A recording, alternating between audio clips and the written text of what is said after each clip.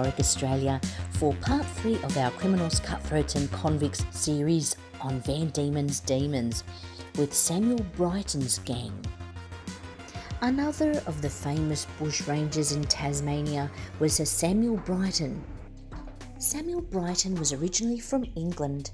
He was sentenced for smuggling at the Bristol Quarter Sessions in 1822. He was transported to Van Diemen's Land aboard the Caledonia with 149 other convicts for a term of 14 years. It is not known of where he was brought up. Perhaps it was around the area of Bristol in one of the country towns, as his occupation was noted as a farm labourer. Upon arriving in Van Diemen's Land, Britton and many other convicts were sent north to work on establishing a new settlement. It is known that Britton worked around the top end of Tasmania in an area called Emu Bay and Emu Plains. It is here he would have worked alongside the settlers in cutting through roads for the area, as at this time settlers and convicts alike had to establish the settlements. But in December of 1828, Britton absconded from his master, a W.G. Walker. It doesn't suggest that W.G. Walker was particularly harsh on convicts, but in an 1835 story we hear that one of the convicts murdered another female convict by throwing her into the fire after a drunken argument. So it seems that things were pretty rough around that area, and that's possibly why Samuel Britton got out of there. In the bush, he joined up with another bushranger, John Bevan. John Bevan was actually born in the Newcastle area of New South Wales, but he'd been caught stealing horses and transported down to Van Diemen's Land, where he'd actually absconded from the Cataract Hill jail gang.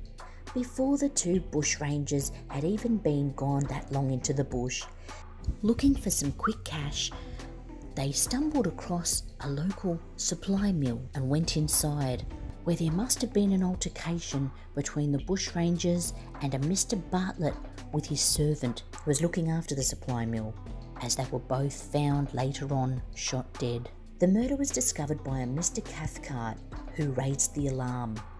Apparently, a clerk from the commissariat department named Wilson came along to take Mrs. Bartlett away from the scene of the murder. Upon leaving the area, Mr. Wilson shot a large dog belonging to Bevan. This caused Bevan such anguish, and for that the bushranger swore revenge and would stop at nothing to take the life of the man who shot his best mate, actually posting up in many of the places advising of his revenge. Along the way they were looking for Wilson and holding up various places. They formed a gang that lasted nearly 2 years. There are a few members of their gang, including a Jeffkins and a Brown. When they didn't find the Clark Wilson, they ransacked the places they visited. On one occasion, they even stopped in at a female factory in Georgetown. Female factories, we know from our previous episodes, housed some of the convict women, and one of the ladies there helped them. She ended up going along with them for a time too. She was able to gather up some clothing from the overseer that was shot, a 60-year-old man, and some other items that the gang would have needed. In May of 1832, the Gazette stated of the rewards that were in place for the capture of these men, and it wasn't actually long before one of their old convict mates put his hand up and said, "I'll take that reward and I'll lead you to them." A man named Hall put up his hand and said that he would do the deed for the reward. So he took off and caught up with the gang, surprising them. They were actually happy to see him, one of their old mates from back in the colony, and they had him along for some time. Now, they planned a robbery, and some of the men, Britton, Brown and Jeffkins, went to have a look at the situation to see how best to handle it. Hall stayed with Bevan to watch the road. The two men were standing together when suddenly Hall placed his gun close to the back of Bevan's head and fired. The shot was fatal. The bushranger was dead. his head nearly being blown off. Hall rushed off to give information to the police, who returned with him to the spot and removed the body. They called that justifiable homicide. The information that Hall gave them meant that they had an edge now over the gang. Hall, along with the police, went out to capture the remaining members, Brown, Jeffkin and Britton. Hall, knowing the country, was able to track them down pretty quickly. They got there just after the guys had left, but the woman from the female factory was left behind, discovered alone in the gullies. The Bushrangers must have heard them coming, because they got away pretty quick and left the lady from the female factory behind. They kept continuing to try and locate them without success for several weeks, and Hall soon returned to the colony. He was given the reward. He was also appointed in the sheriff's office, which he held for many years, and then went back to England. The 3 remaining Bushrangers in April 1833 appeared on the Tamar, were still active, and they hadn't been forgotten. They knew their mate Bevan had been shot and killed, although they didn't find the body, and they were mad as hell. In the October of 1833, they became more daring, robbing a hotel, shooting a constable during their last raid. They were becoming headlines on many newspapers in the Launceston area. The rewards were back again for their capture. The police, hot on their tail, always came up just short, even finding a boat that they'd just left in. They did find some things left behind on one occasion, some bedding, guns, provisions, in a boat that had been found up a small creek that ran into the Tamar. On New Year's morning in 1835, there was a man from Georgetown who advised he had seen 3 men on the western beach. He thought they were a hunting party, but in closer inspection, they were men dressed up as police. The idea after shooting one of the constables gave them the idea of dressing up as police so they wouldn't be picked up. The police were after them.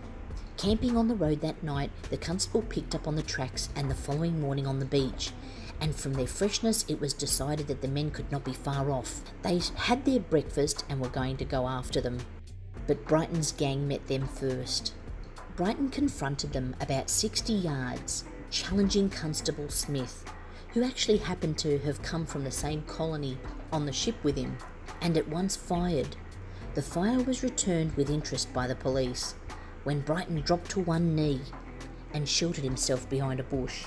Smith wanted to advance, but Chief Constable urged that it would be an unnecessary exposure of life and ordered that they retreat and gather more constables.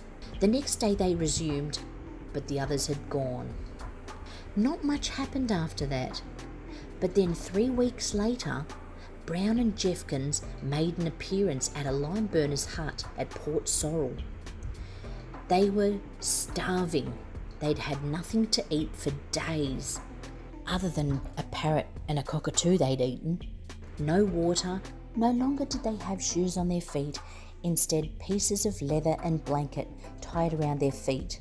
Brown had a grey jacket instead of trousers, and Jeffkin had pieces of blanket sewn around him.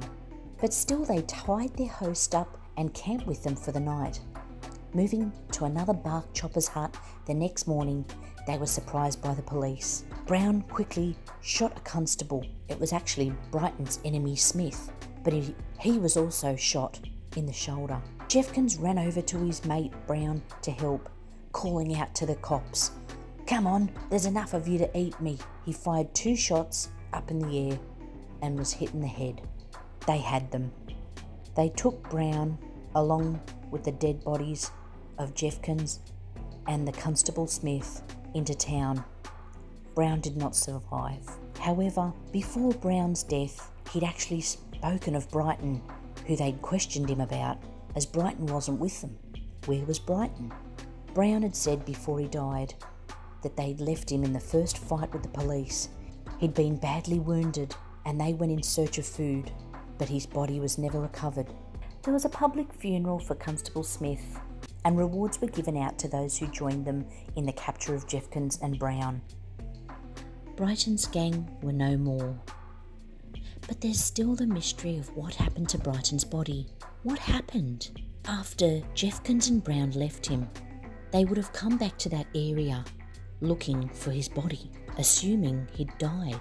And what about the soldiers? They would have combed that area looking for them.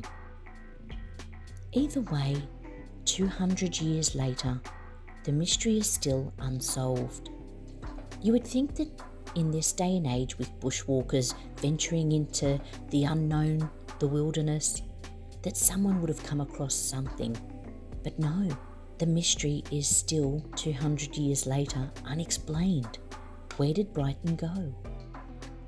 An ex-convict by the name of Daniel Pickett settled down in the Chudley area of Tasmania and had many stories to tell about the area itself.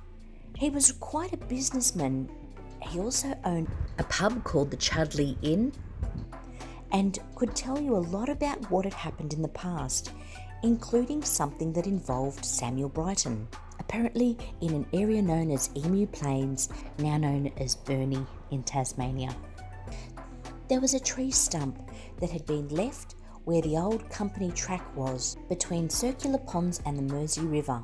Apparently, when there was a road cut through to Emu Plains, a stump had been cut and a poem left scrawled on the top.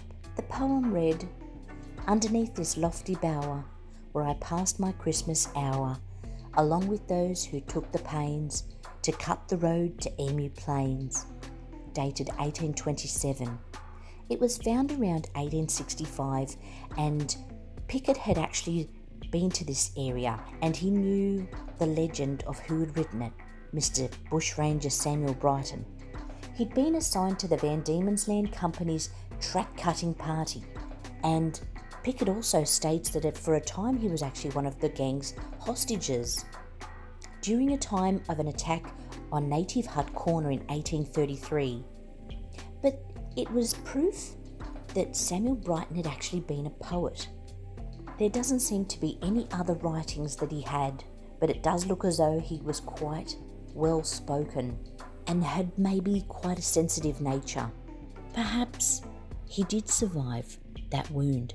Maybe it wasn't as bad as the guys thought, and he was able to scurry to safety and perhaps lived out the rest of his life alone, in fear that maybe they'd come after him again. He kept a low profile and just existed until his end. Either way, that was part 3 of our Van Diemen's Demons. Now stay tuned for part 4, where we learn about Martin Cash and his adventures as a bushranger. Don't forget to hit that like button, subscribe, don't chew over it too much, hit that notification bell so you're aware when we're posting new episodes.